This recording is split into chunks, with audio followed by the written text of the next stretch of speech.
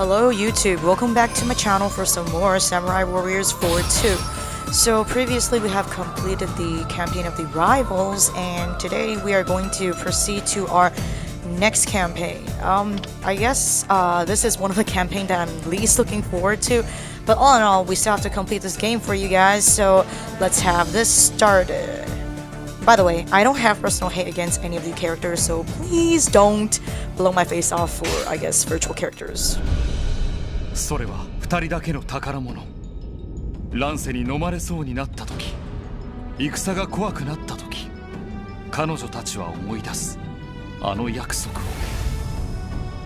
家族と過ごした日々、交わした言葉、数々の思い出を胸に、早川殿は戦乱へ飛び込んでいく。約束の章。Alright, so it is a bond between the two of us. I thought they were talking about their family. Apparently it's only two of them. So my guess is going to be between Kaihime and Hayakawa Dono. I have no idea, but the first battle up here is a derivative of Odawara City battle called the Defense of Kanto, and this time we're actually up against the big bad Uesugi. So we are going to show them the power of being a family. Let's get this started, shall we?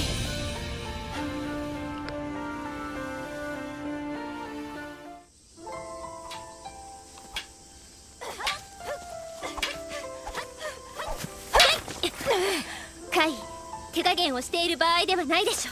だって姫様に怪我をさせてしまうかも。そんなことではダメよ、カイ。戦場で甘えは許されないのだから。はい、もう一回。はい。姫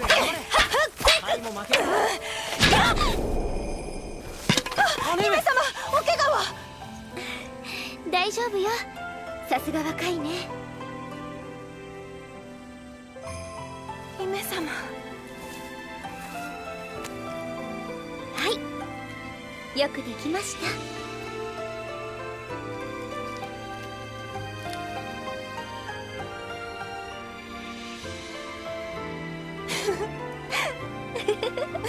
こんなとこにいたのか、てめえら。どうしたんですか、親方様。戦支度しろ。上杉の奴らが攻めてきやがった。行こう、姉上。家族で力を合わせれば上杉なんて目じゃない。そうね、三郎の言う通り。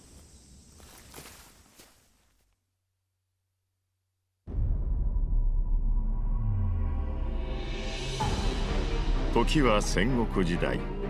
関東では相模の志士北条氏康が台頭。関東管領上杉頼政は両国を追われ越後に逃げた。越後の上杉謙信は頼政を庇護し関東へ出兵。北条家の所領周辺に長期布陣して氏康を牽制していた。やがて謙信が本格的に動く。氏康と決着をつけるべく北条の本拠小田原城へ進軍。だが氏康は慌てず騒がず籠城策を取る。氏政、三郎ら息子たち、早川殿や海姫も従った。北条の人々は皆信じていた。家族の絆があればどんな難局も乗り切れると。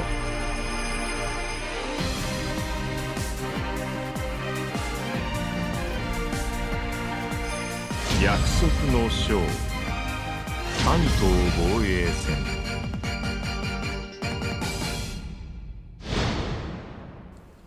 Oh, that is so cute. Like, I like origami too, so yeah. Points to Gryffindor, no JK. So, okay, this is one of those chapters, huh? We have a limited number of people that we could actually be able to use. So we're gonna be using our main girl here. The story is centered around, I guess, Kaihime and Hayakawa Dono's friendship and family bondage. Although most of you should know by now is that Kaihime is actually not a technical family member of the Hojo family. She's just the daughter of one of the, I guess, very loyal I guess, soldier or I guess general under Hojo's family's rule. So they act like they're sisters, but they're not. So the actual sister, I guess, although she's not portrayed here, the Hojo family had lots of kids. Coming back to why I'm choosing Kotaro over Kaihime is just because we are... Okay, I'm not saying female characters suck, but in the beginning though, when we're already doing a... Is this a 4-star battle? I think it is. When we're up against 4-star battles, I would want to feel secure. So, I'm pretty sure Kotaro doesn't mean he's the stronger, I guess, choice of the two males here. But I remember Ujiyasu is a very sluggish character. His attacks are, well, very damaging, but kind of sad because his attacks sometimes require a long, I guess, like, what do you call it?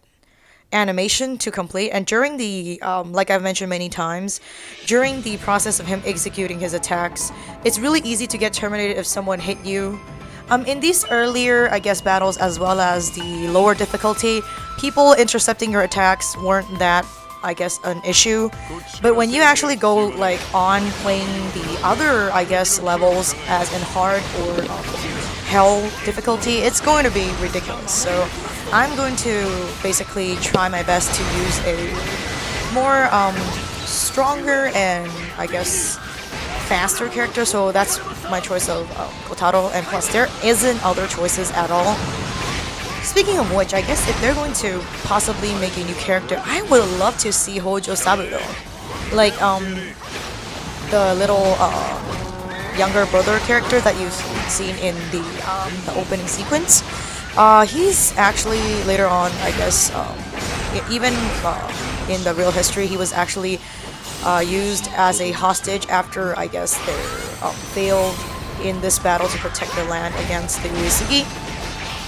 So originally he was like, okay, I'm gonna be a hostage, so they would be more lenient on the, I guess, the team, I guess the country or the side that actually lost the battle, which is the Hojo side. But because I guess Saburo is a energetic, loyal, and a very family-centric type of boy, and we already know that... Hello there, Kenshin. That's all you're gonna say? Oh, indeed, this is a city hard to take down. Great job there. And that's it? You just freaking leave? Are you for real? But okay, never mind.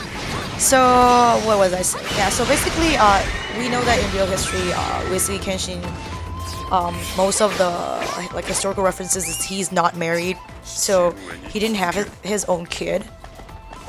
But then there are like, I don't know, instances that they say, oh, he is married, so let's just say he actually adopted like a few children.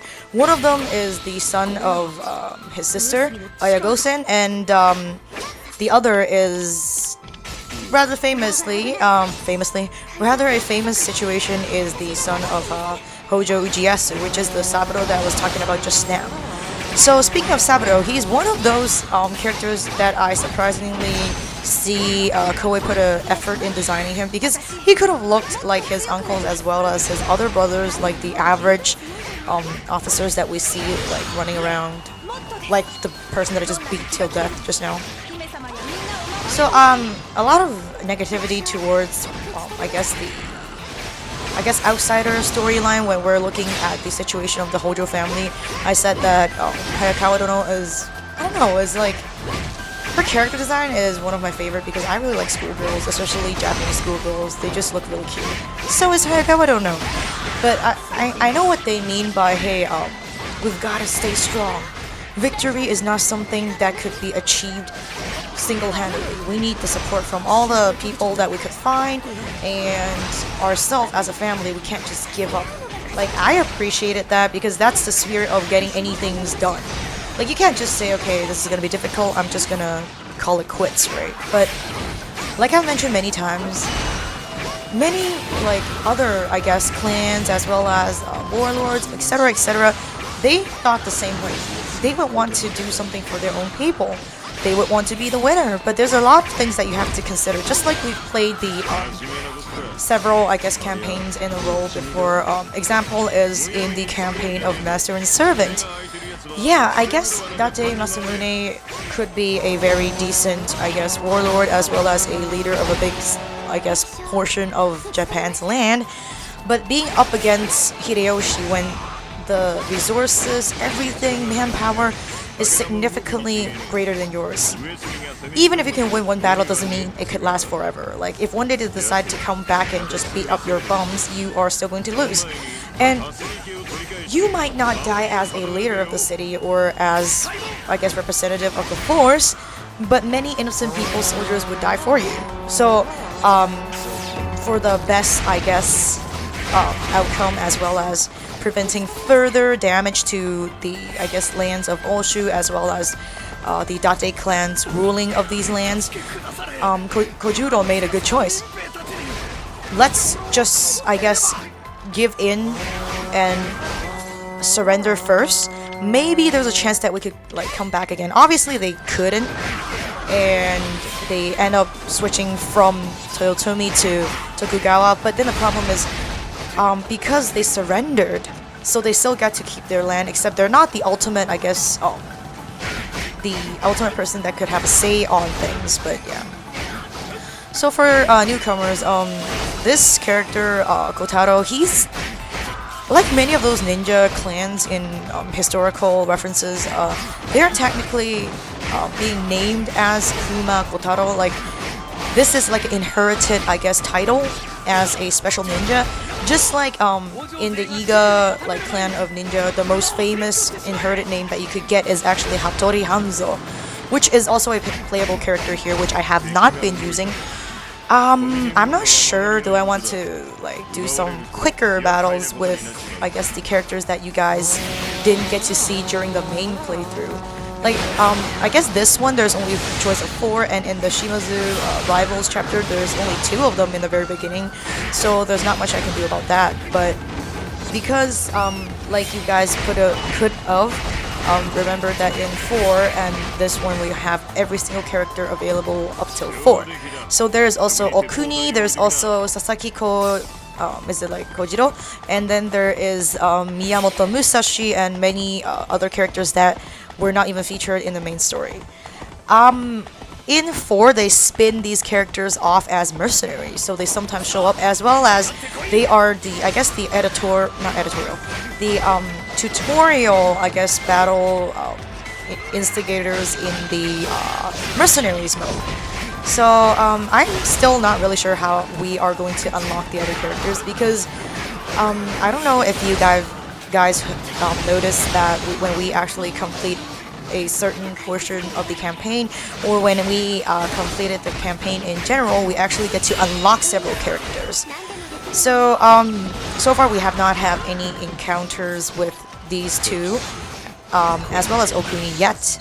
And there's Ishikawa Goemon, like the guy that looks like Menghuo from the Dynasty Warriors series. Yeah, so coming back to, I guess, unique ninja people, these, like, I guess ninja as well as mercenaries technically don't have, even if they have their own name after they are like chosen as the successor of the particular, I guess, title, they would have to, I guess, abandon their own name and become Hattori Hanzo or become Kuma Kotaro. So in this game we have I guess several ninjas, like I've mentioned previously. I don't know which video had you guys coming into my series, so I might have to get a little repetition here. But Nene in the real history, first of all, Nene is, I guess it's her nickname, or it is her name before she got married to Toyotomi Hideyoshi. And she is not a ninja, obviously, she's just a normal queen. Kunoichi. So is Kunoichi a unique ninja? Well, unfortunately, Kunoichi is actually the I guess pronoun. I guess not even pronoun. It's just a noun for the female version of average ninja. Why is it called Kunoichi though? Is it like very special? Well, not really. When you write like Kunoichi out in katakana, ku and then no put together with ichi put on top of it is actually the kanji for josei no jo, like the kanji character for woman. So basically, Kunoichi just means female ninja in general. So are there other like ninja that are, I guess, known in the history for being, I guess, fearsome warriors. I guess there's the Kirinakure Saizo, and then there's a few more, but I just don't really remember. And I guess ninja usually either fall under their clan or fall under a particular, I guess, espionage agency. Just like if you go to the, because we're fighting Uesugi right now, so take Uesugi as an example. They have a ninja department called the Nokizaru. And then whoever that belongs to Nokizaru are called Nokizarushi. And then I think in Takeda they have a ninja unit too. And then back then they the most famous group of ninja is Sanada Juyushi, like the 10 warriors of Sanada. Are they all like ninjas? No. It's just like a group of really fierce soldiers and warriors, as well as some ninja led by Sanada Yukimura. It's actually much written in the history that Yukimura is actually called Sanada Nobushige. For some reason, like variations of Yukimura actually like came out, and it was like widely, I guess, spread through means of media and a lot of like portrayals of this character in games, all sorts of platforms. So, is he called Nobushige? Is he called Yukimura? There's no full confirmation, but like majority of the historical references only led to a man called Nobushige, which explained why his brother is called Nobuyuki. But then again, you know, who knows really? Most of the history back then was so badly damaged through, I guess, warfare. So, well, we still have to dig into, I guess, artifacts. So coming back to the game, though, I don't know. What's the, I guess, the review on playing as ninja characters? First of all, I guess, I've played 4-2, like not 4-2, I mean, I played 4 TOO. There's few ninjas in this. One is the character I'm using right now. He has extreme speed. His attacks are very quick. However, up till this point, I think his, I guess, damage counter is pretty low. But I don't know, it's just, I guess generally ninja as a thing is very cool. So Kotaro is a speedy ninja, and his attacks are, well, up till how I control him just now, I think he could actually automatically break through enemy defense, like if you have the wind element on your weapon. And the other ninja is Hattori Hanzo. He is actually in the Tokugawa campaign. Hattori Hanzo actually uses a chained scythe. Honestly speaking, I thought that shit is gonna be much more attack range, and I was so wrong. Hanzo's weapon actually doesn't have that much of a range, and because his attacks hit pretty hard, so before you actually, I guess, get to hit someone, the preparation posture, the animation is like a little bit sluggish, but I don't know, they actually changed him up a little bit in 4, because him in 3 and the whole generation of 3 is overly sluggish and slow, like, it's hard to use him, but if you like use the charge attack properly, he actually gets to do a lot of cool stuff. Like Nene, he actually gets to have a Kage Bunshin of some sort. So there's Kunoichi. Honestly speaking, I think Kunoichi, her weapon is a, I guess, like dual wielding of a machete-like little knife. But Nene have a monstrous-sized blade that she sometimes combined them into, I guess, what it looks like Liu Lingqi's weapon in Dynasty Warriors 8 Extreme Legends. So honestly, how am I gonna commentate on this? I guess it's fairly okay, I guess. But then Kunoichi have lesser attack, but then her dexterity is ridiculous, pretty good. But her defense is like she's a paper doll. And Nene though, she's also a little bit fragile compared to, I guess, the male counterparts of ninjas, because there's 2 female ninja and 2 male ninja incorporated into this game. But Nene's attack is very outstanding for, I guess, a more like speed class character. So yeah, coming back to Kotaro though, like as you've seen, like his attacks are very swift, and I see like the character actually gets a little purpley, bluish bubbles popping out of their head when I hit him. If I remember correctly, that was actually a blinding attack, because that I guess that element in attack actually in the previous game means the character that was hit by it is blinded temporarily. So I don't really remember. But all in all, I guess like this whole family of hello Saburo. The whole family of the Hojo, they have only technically speaking 4 characters. Like they don't even have allies during I guess their whole existence. So that's kind of sad. Like when you play as the Tokugawa or the Toyotomi, I guess side, you get to choose from a big roster of I guess partners that you can select from, but not really much in this case. As well as the case of the Uesugi family, because if you play the 4-4, you can actually have like the Sanada brothers join force with Takeda, because they are originally working under Takeda Shingen, so there were much more choices, but then in 4-2 actually they become a standalone entity of the Sanada brothers, which they skipped over a lot of like battles such as Kawanakajima, yeah, so like Tetorigawa, like a lot of I guess really fun battles that we used to have in 4 was actually skipped over. The major difference is this game I felt like it's just for the sake of telling stories and bringing I guess some battles into the course of telling stories, but 4 is generally I introduce you new characters and a lot of new battles, and here you go, that's all you're gonna get, all you're gonna do.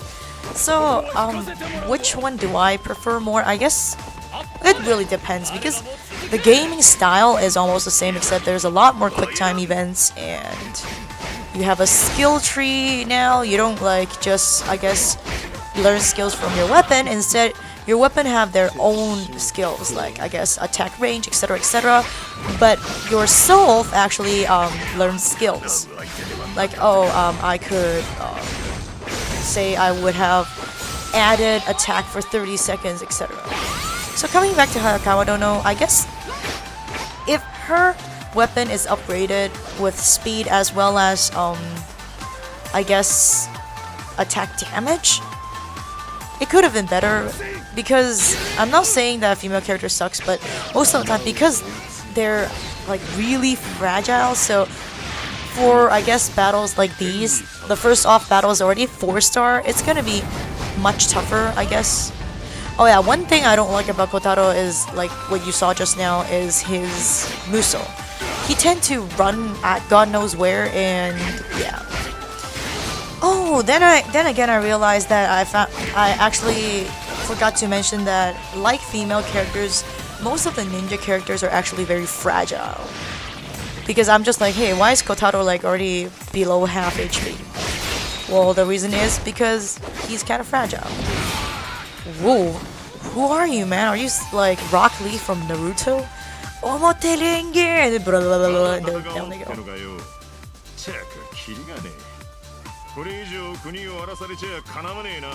Guys, man, you guys just lost. Just don't say that, oh, I can still fight, but I don't want like to hurt my people. You've already hurt them. I guess to... No, don't blame yourself. Oh, Saburo is so cute. I'm saying that, like, here's the thing. If you know you're gonna lose in the future also, or maybe you know that you're not that strong, maybe it's a good time to say, hey, let's find a smarter way to actually plan for future, I guess, rebellion or whatever. But I guess that's their way of bonding.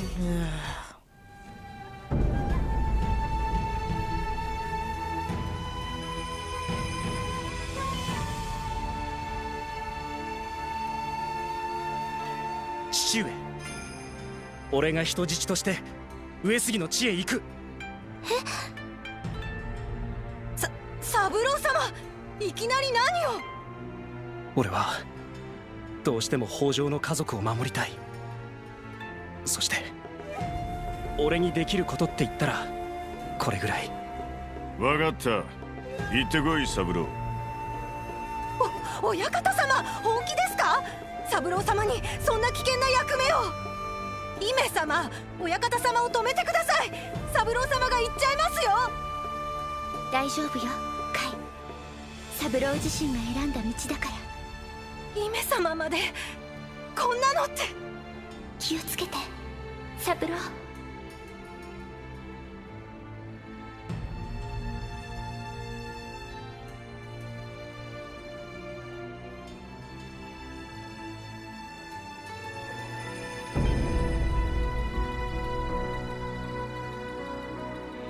三郎大丈夫かな。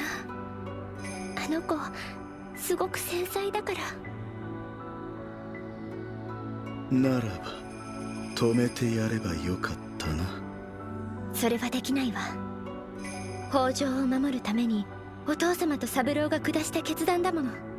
でも三郎は家族、絶対に見捨てない。三郎に何かあったら飛んでいくつもりよ。だからお願い、三郎の様子を知らせて。手遅れなんてことには絶対にしたくないの。優しき姉の麗しき涙を見ては断れぬな。バカ。 That was the, I guess, famous event that I was talking about. Like, he became the hostages exchanged to Uesugi for, I guess, a peace treaty purpose. And, oh man, Kotaro is so cute, although he looks like a demon, which he proclaims himself to be one. By the way, I don't know if you guys noticed that whenever Hayakawa Dono get a, I guess, a kill streak, he goes like, hey, you're like Ujiyasu when he was a kid. So how old is he, for God's sake? So next up is a battle of, I guess, fighting for our brother against Uesugi Kagekatsu after the death of Kenshin due to the fight for successor. So let's see you guys next battle. Peace!